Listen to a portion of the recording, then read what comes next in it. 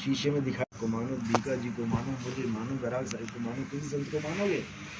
अपने से अलग अगर किसी को सत्य मानोगे तो तुम बंधन में हो, अपने आप में मस्त हो जाता है। अपने आप में ही रमना है, अपने आप में ही रमना है। आपा खोए आपको चीने, तब पावे पद निर्वाणा।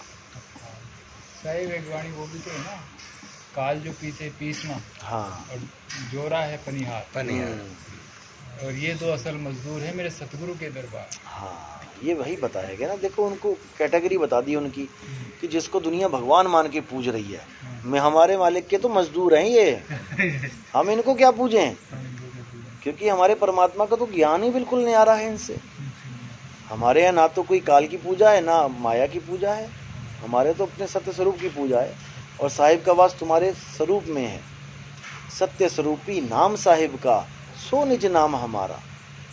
परमात्मा का जो असली नाम है वही मेरा नाम है, दोनों में कोई भेद नहीं है।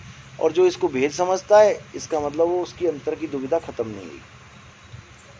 बस इतनी सी बात है। आत्म में राम, राम में आत्म, तुम में ही वो है जिसको तुम ढूंढ रहे हो, खुद में ही खुदा है। बस तुम खुद को नहीं जान पाने के कारण तुम दुनिया में भटक रहे हो। अपने को जानना है पहले कि मैं क्या हूँ, मैं कहाँ हूँ, मैं स्थित कहाँ हूँ इस बॉडी में।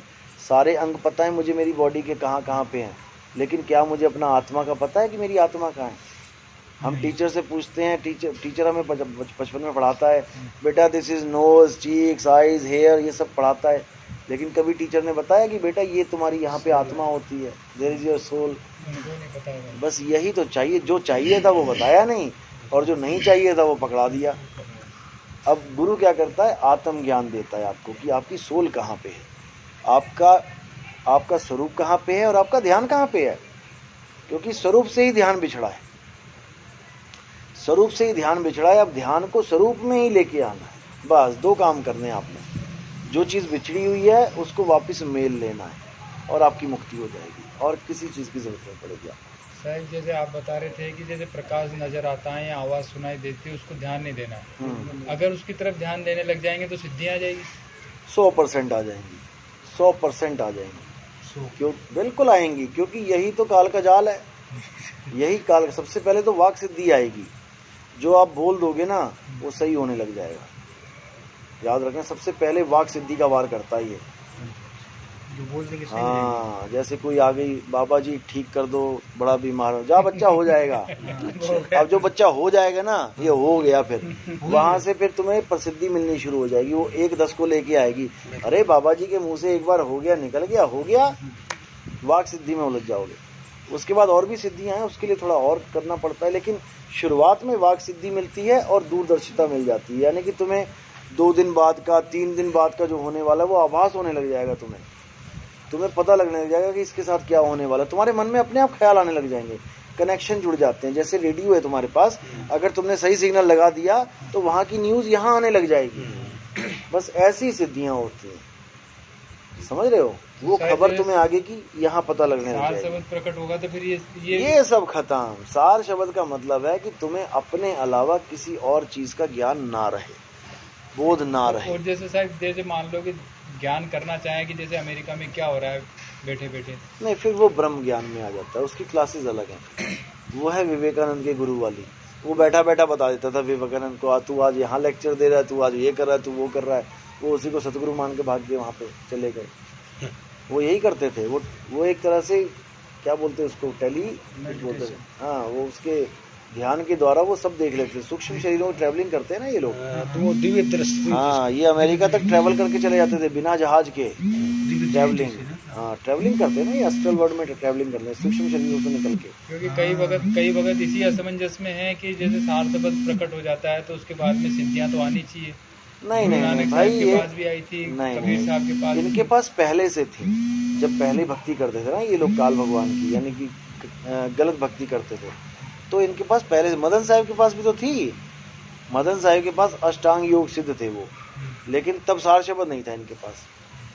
जब सार शब्द आ गया तो उन्होंने सब कुछ त्याग दिया। त्याग देने का मतलब होता है कि तुमने सिद्धियां भी त्याग दी, अब कुछ नहीं है तुम्हारे पास, ठीक है ना। लेकिन जब तक नहीं है सार शब्द, जब तक तुम खूब सिद्धियां घुमाओगे। गरीबदास जी महाराज तो साहब वो तो बचपन में ही उनको साहिब मिले, तो उनको भी तो सिद्धियाँ आ गई थी। नहीं देखो ऐसा होता है, गरीबदास जी महाराज को ये तो है नहीं कि पहली बार इस दुनिया में आए और उनको साहिब मिले।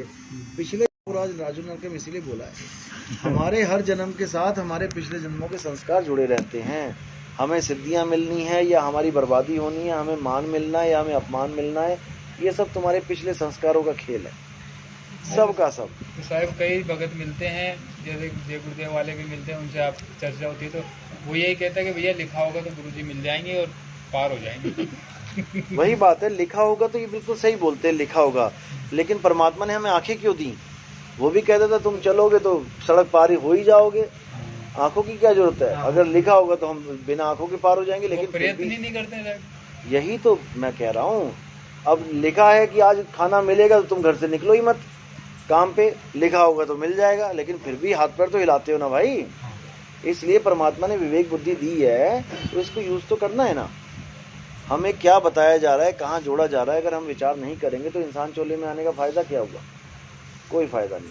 अच्छा, ये संसार रूपी जो फिल्म बनी हुई है ये पहले से सेट है? ये सब पहले की सेट है। ये एक ही फिल्म बार बार चला दी जाती है, एक ही फिल्म बार बार चलती है। पता नहीं कितनी बार राम जी होली है, कितनी बार कृष्ण जी होली है, ये सब चलती रहती है। तो जो ये फिल्म है पहले से फिक्स थी? ये सब चारों युग पहले से फिक्स हैं, ये चलते रहेंगे। मिलना करना ये सब फिक्स था। इसमें जो जो निकलता रहेगा आप निकल जाओगे।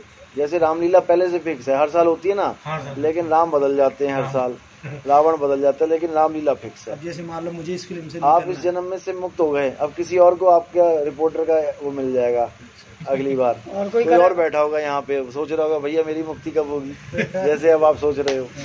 ये प्री प्लान्ड है ये सारे, ये सब, ये एक सीडी है, उसको चला रखा है। बस 100 बार देख लोगे ना तो 100 बार वही कहानी मिलेगी आपको। एक स्क्रिप्ट राइट हो चुकी है और यही चलेगा बार बार। कितने युग पलट गए, कहते हैं अनंतों युग पलट गए, और अनंतों युग में यही कुछ होता जा रहा है, यही हो रहा है, और जीवों की गिनती इतनी है आप सोच भी नहीं सकते। और अगर मुझे इस फिल्म से निकलना है तो निकालने के लिए तो आए हैं इस बार। बस गुरु के बताए हुए उधर ध्यान करना है, पिक्चर से आउट। देखो सपने से जागना है तो अलार्म को सुनना पड़ेगा। अलार्म तुम्हें बता दिए कहाँ बज रहा है, बस तुम जैसे अलार्म के पास पहुंचोगे और तुम एकदम जाग जाओगे, तुम्हें समझ में आ जाएगा अरे भाई असल में वो है, ये तो सपना चल रहा है, और बहुत जबरदस्त सपना भी ऐसा चल रहा है कि आप सोच भी नहीं सकती कि सपना चल रहा है। जैसे सपने में कोई आदमी अगर आपको वहां मिले और आपको कहे कि भाई ये सपना है, असल में तेरा शरीर कहीं और पड़ा है, तुम कहोगे क्या बात कर रहा है। जैसे मैं अभी कहूँ अरे भाई ये सपना है, ये तुम्हारा सूक्ष्म शरीर है,